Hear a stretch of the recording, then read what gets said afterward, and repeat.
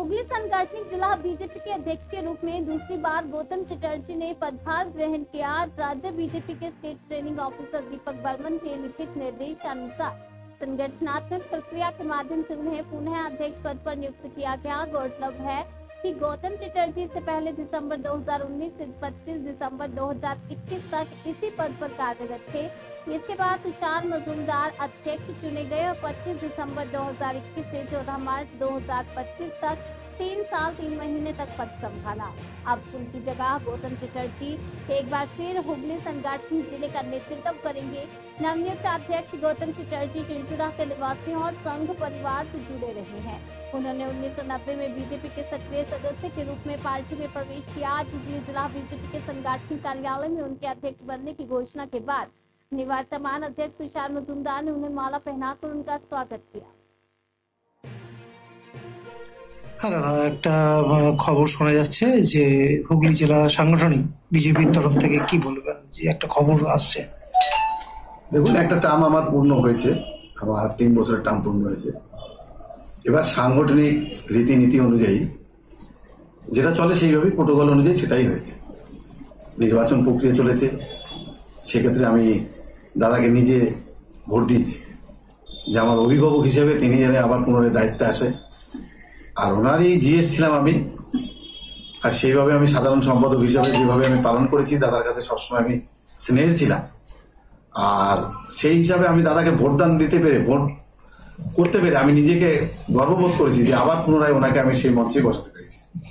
আর ওনার সঙ্গে আমি কাজ করবো, সেইভাবেই কাজ করবো। আগে যেমন কাজ করেছি এখন সেই একইভাবে কাজ করবে, দাদার সঙ্গে সবসময় থাকবো।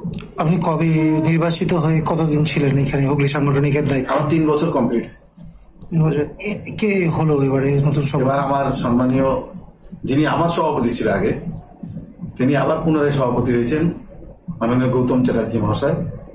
আর সেই জায়গায় দাদাকে আসন দিয়েছি এবং আমি তার পাশে আছি।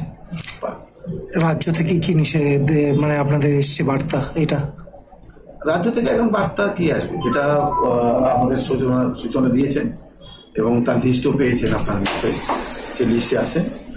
দাদা পুনরায় আবার নির্বাচিত হয়েছে, তার জন্য আমরা মোটামুটি যারা আমার টিম আছে, যারা সব টিমই গর্বিত এবং খুশি সবাই যে আমরা একটা সেই মানুষকেই পেয়েছি যে মানুষটা আগেও ভালোভাবে চালিয়েছে, এবারও ভালোভাবে সৎভাবে চালাবে, নিঃশ্বাস সহিত চালাবে।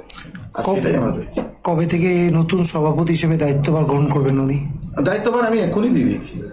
মানে কবে থেকে আমরা পার্টিতে আমরা এরকমই আছি, এতক্ষণে আমরা দুজনে মিলে প্রোগ্রাম করে এলাম এই মাত্র। তারপর আবার 26-এর বিধানসভার আগে পুনরায় সভাপতি নির্বাচিত হলেন, কি বলবেন? আমরা সফল হব এবং 7টা সিট আমরা জিততে পারবো। দেখা যাচ্ছে যে হুগলি লোকসভার অন্তর্গত 7টা বিধানসভা ছিল, 21-এ কোনো কাজই করতে পারেনি, কিন্তু 26-এ দল ডাক দিয়েছে বিধানসভা দখল করতেই হবে। কি বলবেন, কতটা আশাবাদী? দল তো ডাক দিয়েছে এবং আমাদের 21-এ নির্বাচনেও আমরা ভালো ফল করেছি, আমরা খুব যে খারাপ ফল করেছি তা নয়, কিন্তু আমরা আশা করি আমাদের যেটুকু গ্যাপিং হয়েছিল সেই গ্যাপিং আমরা পূর্ণ করতে পারবো এবারে।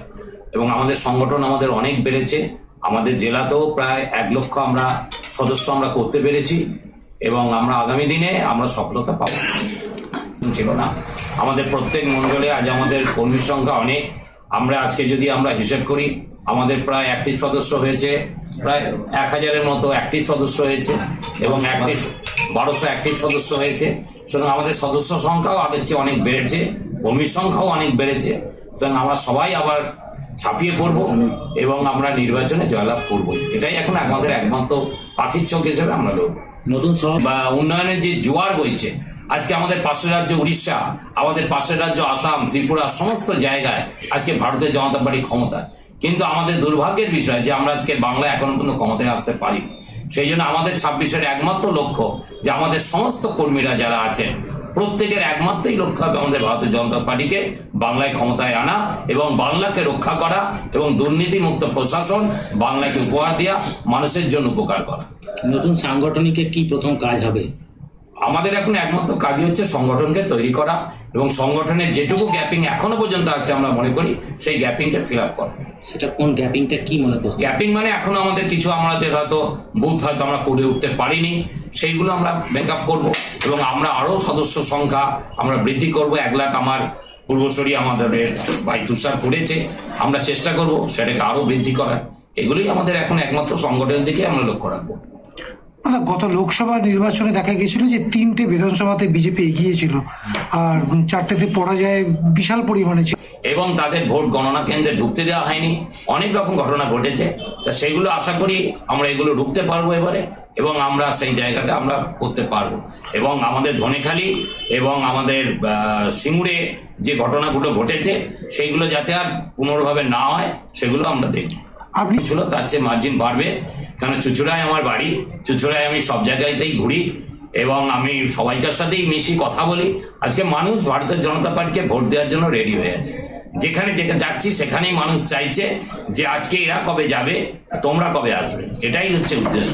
সুতরাং ভারতীয় জনতা পার্টি আপনার চুঁচুড়া বিধানসভায় যে মার্জিন ছিল সে মার্জিন আরো বাড়বে।